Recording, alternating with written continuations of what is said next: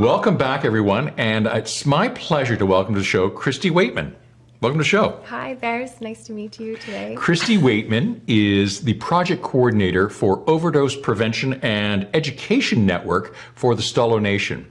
Now, you're here for a very special purpose today to share some video material that you created recently with your team. Tell us a little bit about that. Yeah, so we've just released yesterday our overdose prevention mini documentary, which is meant to kind of spotlight the issue going on in our community and spread awareness and generate a dialogue with a broader demographic of people than simply just who are affected by it now. So our reasoning is to raise awareness. Wow. Can you tell us a little bit about the video, who's in it and how long it is and what you focus on? Absolutely. So the full-length video is 10 minutes long, and we have Inez Lewis in there giving us some statistical information as well as just how it's affecting the people, the Stalo people. And we have Dr. Robert Fox in there as well, also giving some statistical evidence and support to back why we're creating this awareness. And then we also have one of the local elders on giving some information and advice on just how to be there for people. And we have a incredible woman giving a bit of her story and sharing with us where she's been in her life and where she's come through the support she's received from people. And so that's what we wanted to share with people, that anything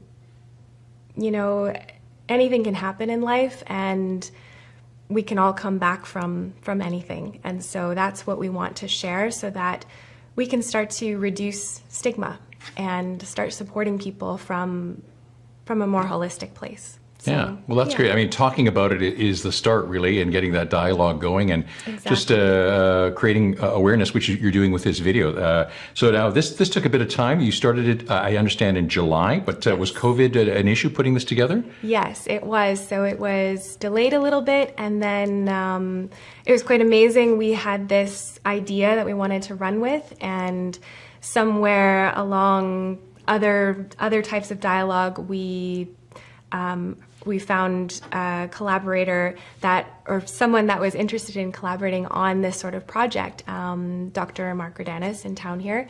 And so we decided to, pool our efforts and began working on it early July.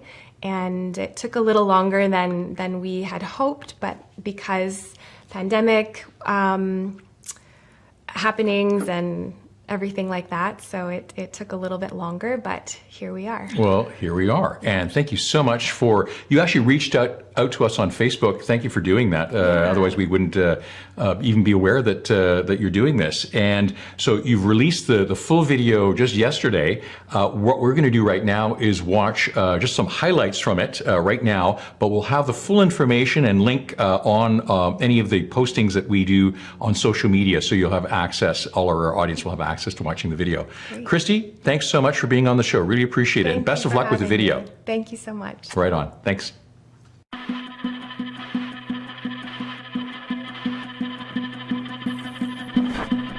We're having an overdose crisis right here and now in our own community.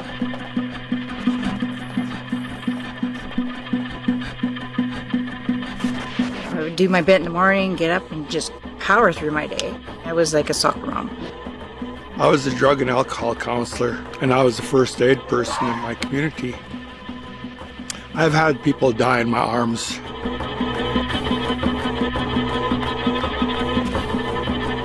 The majority of people who are dying from overdose are dying in their homes, they're dying alone. The picture you have of someone overdosing is someone on a street with a needle in their arm hunched over. That's the picture that jumps to your mind of what an overdose looks like, which we know is not the majority of the cases.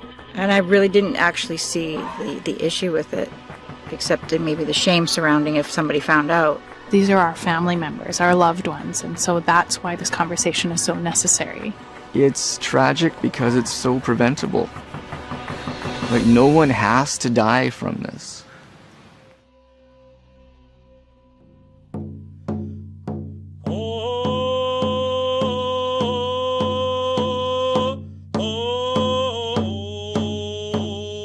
So some small achievable things that people can do if they're choosing to use drugs are, first off and most importantly, are to have conversations with your loved ones, whether it's your friends, your family, parents, brothers, sisters, or if that's not safe and you need to use by yourself, there's the Lifeguard app that you can download on your phone, and you check in to say that you're going to use, and after a certain amount of time you check in to say, yes, I'm alive and safe. There's the Narcan kits that are being given out in different community centers and as well available from the pharmacies, so that if you are using with friends, that they can have that available. We all need to stay open to learning, and I'm learning, you're learning, and we can do that together. And I think it's a good opportunity to connect with loved ones to save lives.